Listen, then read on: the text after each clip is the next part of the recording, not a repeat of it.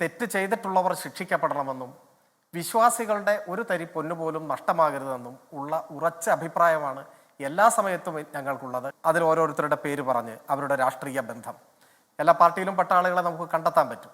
ഇപ്പോൾ കോൺഗ്രസിൻ്റെ യൂണിയൻ നേതാവായിരുന്ന ആൾ, അങ്ങനെ ബൈജു മുതൽ ശ്രീകുമാർ വരെയുള്ളവരുടെ പേരുകൾ പറഞ്ഞിട്ട് കോൺഗ്രസ് ബന്ധം എന്നെനിക്ക് ആരോപിക്കാൻ പറ്റും. സ്വരാജ്, നമസ്കാരം.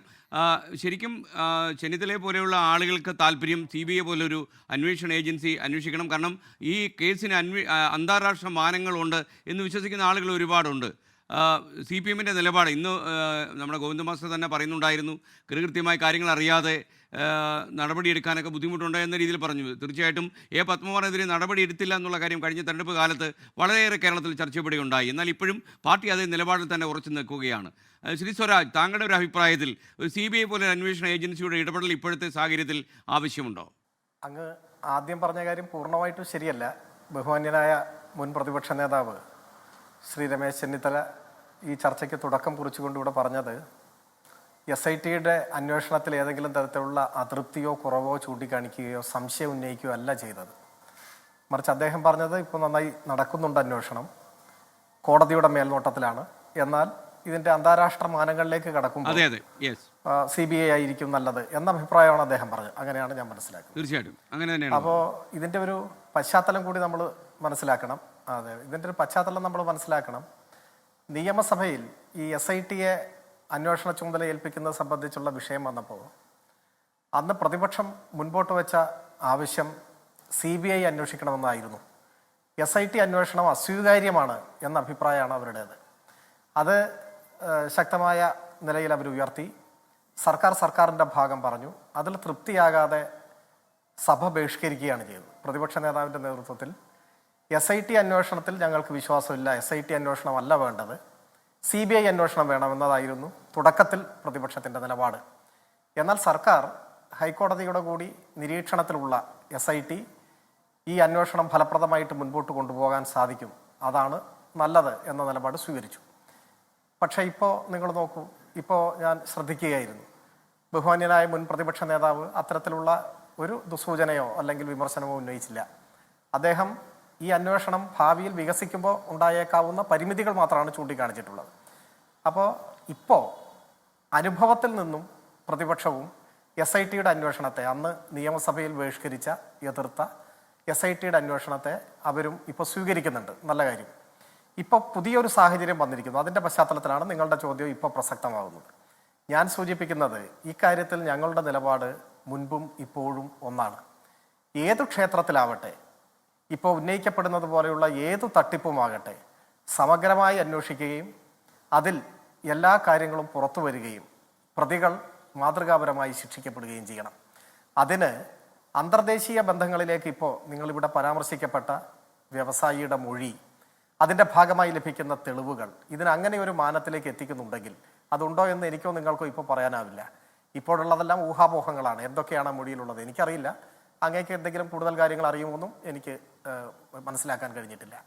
പുറത്തു വരുന്ന പല വാർത്തകളും കുറച്ച് പൊടിപ്പും തൊങ്ങലും വെച്ചിട്ടുള്ളതാണെന്ന് ശ്രീ രമേശ് ചെന്നിത്തല തന്നെ ഇവിടെ സൂചിപ്പിക്കുകയുണ്ടായി. അതാണ് ശബരിമലയിൽ നിന്ന് പഞ്ചലോഹ വിഗ്രഹങ്ങൾ മോഷ്ടിക്കപ്പെട്ടു എന്നൊക്കെ പറയുന്ന വാർത്ത, അത് അടിസ്ഥാനമുള്ളതല്ല എന്ന് ശബരിമലയെക്കുറിച്ച് നന്നായി അറിയാവുന്ന അദ്ദേഹം തന്നെ ഇവിടെ സൂചിപ്പിക്കുകയുണ്ടായി. എന്തായാലും ഇപ്പോൾ പുതിയ മൊഴികളുടെയും അന്വേഷണത്തിലൂടെ ലഭിക്കുന്ന തെളിവുകളുടെയും അടിസ്ഥാനത്തിൽ ഈ പറയപ്പെടുന്നത് പോലെ അന്താരാഷ്ട്ര ബന്ധങ്ങളോ മാനങ്ങളോ ഈ കേസിലുണ്ടെങ്കിൽ അതിന് പുതിയ ഏജൻസികൾ അന്വേഷിക്കേണ്ടതുണ്ട് എന്ന് തോന്നുന്ന പക്ഷം ബഹുമാനപ്പെട്ട ഹൈക്കോടതി തന്നെ അതിൽ ഉചിതമായ ഒരു തീരുമാനം എടുക്കും. ഇപ്പോൾ ഹൈക്കോടതിയാണല്ലോ CPM-ന് ഇക്കാര്യത്തിൽ എന്താണ് നിലപാട്? അതായത് ഇപ്പം അന്താരാഷ്ട്ര മാനങ്ങളുണ്ടെങ്കിൽ തീർച്ചയായിട്ടും SIT പോലെ ഏജൻസി ചിലപ്പോൾ അന്വേഷിക്കാൻ കഴിഞ്ഞു എന്ന് വരില്ല. അങ്ങനെ വന്നാൽ ഇപ്പോൾ ഇന്റർപോളിനെയൊക്കെ ഇടപെടുത്തണമെന്നുണ്ടെങ്കിൽ തീർച്ചയായിട്ടും CBI പോലെ ദേശീയ ഏജൻസിക്ക് മാത്രമേ ഇതിനകത്ത് എന്തെങ്കിലും ചെയ്യാൻ കഴിയൂ. അങ്ങനെ എടുക്കുന്ന ഹൈക്കോടതി തന്നെയാണ് അന്തിമമായി ഇതിനകത്ത് തീരുമാനമെടുക്കുന്നതെങ്കിൽ പോലും പാർട്ടിയുടെ നിലപാട് എന്താണ് ഇക്കാര്യത്തിൽ? ഞങ്ങൾ ഇപ്പോൾ അങ്ങയുടെ ചോദ്യത്തിൻ്റെ ഒരു ചെറിയ പരിമിതി ഒരു സാങ്കല്പിക വിഷയമാണ് പറയുന്നത്. അതായത് ഇതിന് അന്താരാഷ്ട്ര മാനങ്ങൾ ഉണ്ടെങ്കിൽ SITയുടെ അന്വേഷണത്തിൻ്റെ പരിധിയിൽ ഇത് നിൽക്കാതെ വന്നാൽ എന്നുള്ളതാണ് പറയുന്നത്. അപ്പോൾ ഹൈപ്പോത്തറ്റിക്കലായി മാത്രമേ അത്തരം ചോദ്യങ്ങളോട് നമുക്ക് സമീപിക്കാൻ പറ്റൂ. ഇപ്പോൾ മുൻ പ്രതിപക്ഷ നേതാവ് കൂടി അംഗീകരിച്ചിട്ടുള്ള ഭംഗിയായി നടക്കുന്ന അന്വേഷണം, ആ അന്വേഷണം മുൻപോട്ട് പോവുകയും അന്വേഷണത്തിൻ്റെ ഏതെങ്കിലും ഒരു ഘട്ടത്തിൽ പുതിയ എന്തെങ്കിലും കൂട്ടിച്ചേർക്കലുകളോ ഇതിൻ്റെ ഒരു വികാസമോ വേണമെന്ന് ബഹുമാനപ്പെട്ട ഹൈക്കോടതിക്ക് തോന്നുകയും ചെയ്യുകയാണെങ്കിൽ സ്വാഭാവികമായിട്ടും നടക്കുമല്ലോ. ലോകത്തിലെ ഏത് ഏജൻസി അന്വേഷിക്കുന്നതിനും ഞങ്ങളെതിരല്ല. ഇതിൻ്റെ സത്യാവസ്ഥ പുറത്തു കൊണ്ടുവരണമെന്നും തെറ്റ് ചെയ്തിട്ടുള്ളവർ ശിക്ഷിക്കപ്പെടണമെന്നും വിശ്വാസികളുടെ ഒരു തരി പൊന്നുപോലും നഷ്ടമാകരുതെന്നും ഉള്ള ഉറച്ച അഭിപ്രായമാണ് എല്ലാ സമയത്തും ഞങ്ങൾക്കുള്ളത്. ഇനി ഒരു കാര്യം കൂടി ഞാൻ സൂചിപ്പിച്ചോട്ടെ. എനിക്കാകെ ബഹുമാന്യനായ ശ്രീ രമേശ് ചെന്നിത്തല പറഞ്ഞതിൽ ഒരു നേരിയ വിയോജിപ്പ്, അങ്ങനെ വലിയ തർക്കമൊന്നുമല്ല, പക്ഷേ ഒരു വിയോജിപ്പുള്ള ഒരൊറ്റ കാര്യം മാത്രമേ ഉള്ളൂ. അത് അദ്ദേഹം വളരെ മുതിർന്ന, നമ്മൾക്കൊക്കെ ബഹുമാനവും സ്നേഹവും ഉള്ള നേതാവാണ്. അദ്ദേഹം ഇവിടെ പറഞ്ഞതിൽ ഈ പ്രതികൾ അവരുടെ രാഷ്ട്രീയ ബന്ധം അതൊക്കെ സ്വാഭാവികമായിട്ടും കോൺഗ്രസിൻ്റെ ഇപ്പോൾ ഒരു പ്രചരണത്തിൻ്റെ ഭാഗമായിട്ട് പറയും. നോക്കൂ, വേണമെങ്കിൽ എനിക്കും ഇപ്പോൾ പറയാം. ഇപ്പോൾ 10-11 പ്രതികളാണല്ലോ വന്നിരിക്കുന്നത്, 8-10 പേര് ജയിലിലുമാണ്. അതിൽ ഓരോരുത്തരുടെ പേര് പറഞ്ഞ് അവരുടെ രാഷ്ട്രീയ ബന്ധം എല്ലാ പാർട്ടിയിലും പെട്ട ആളുകളെ നമുക്ക് കണ്ടെത്താൻ പറ്റും.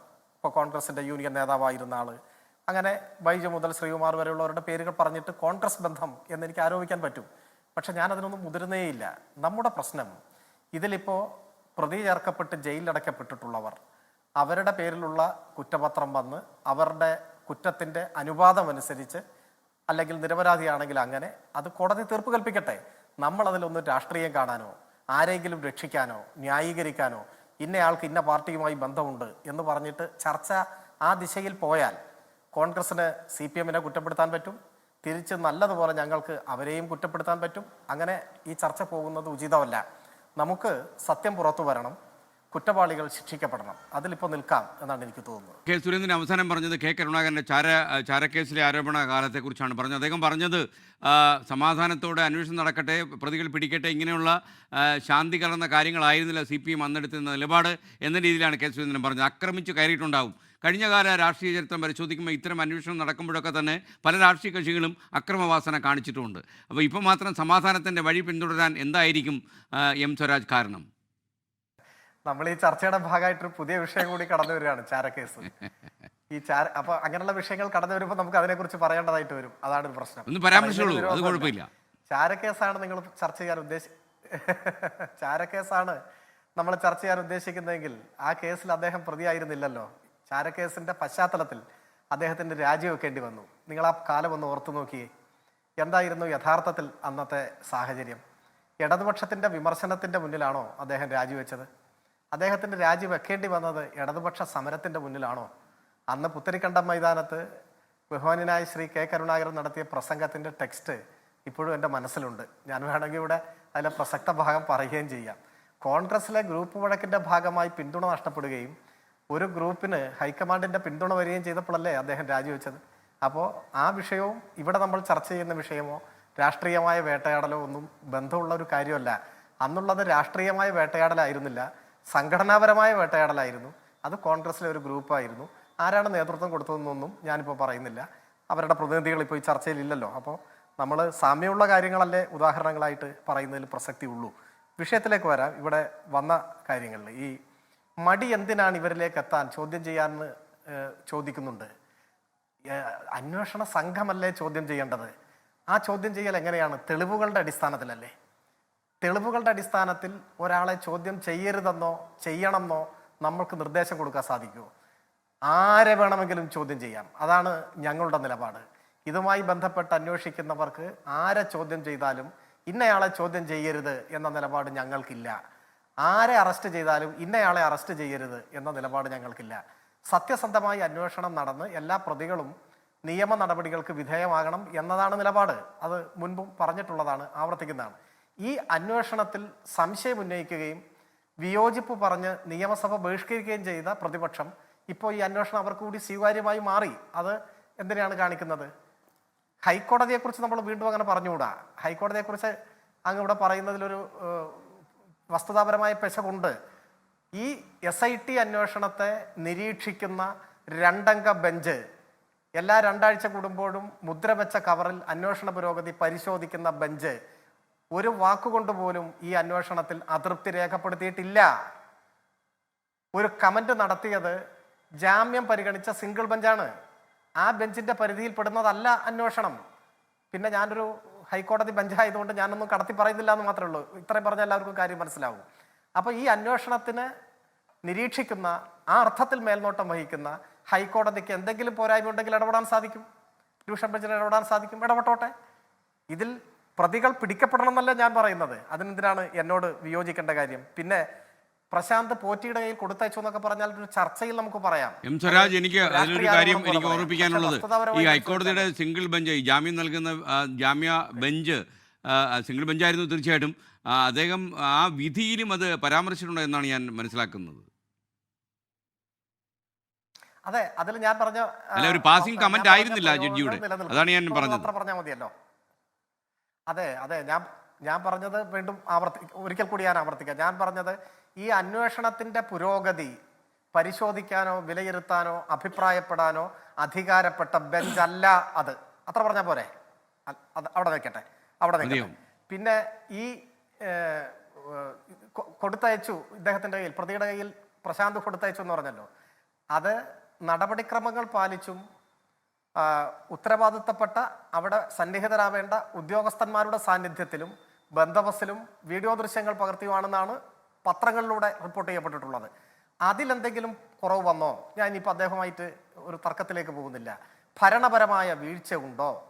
ഉദ്യോഗസ്ഥ തലത്തിലെ വീഴ്ചയുണ്ടോ? തട്ടിപ്പിൽ ആർക്കെങ്കിലും പങ്കുണ്ടോ? അതോ കൂട്ടുനിന്നോ? വീഴ്ചയാണോ? ബോധപൂർവം തട്ടിപ്പിന് കൂട്ടുനിൽക്കലാണോ? ഇങ്ങനെയെല്ലാമുള്ള കാര്യങ്ങളല്ലേ അന്വേഷണ സംഘം പരിശോധിക്കുന്നത്. എനിക്കോ അവതാരകനോ ചർച്ചയിൽ പങ്കെടുക്കുന്ന മറ്റുള്ളവർക്കോ ഇതിൻ്റെ ഉള്ളിലേക്ക് കടന്ന് ഇപ്പോൾ എന്ത് അഭിപ്രായമാണ് പറയാനാവുക? പറയാൻ കഴിയുന്ന അഭിപ്രായങ്ങൾ പൊതുവായ അഭിപ്രായമാണ്, അല്ലെങ്കിൽ രാഷ്ട്രീയമായിട്ടുള്ള ആരോപണങ്ങളാണ്. ആരോപണങ്ങളൊക്കെ സ്വാഭാവികം ഉണ്ടാവും, പക്ഷേ അത് രാഷ്ട്രീയ ആരോപണങ്ങളാണ്, അത്രയേ ഉള്ളൂ.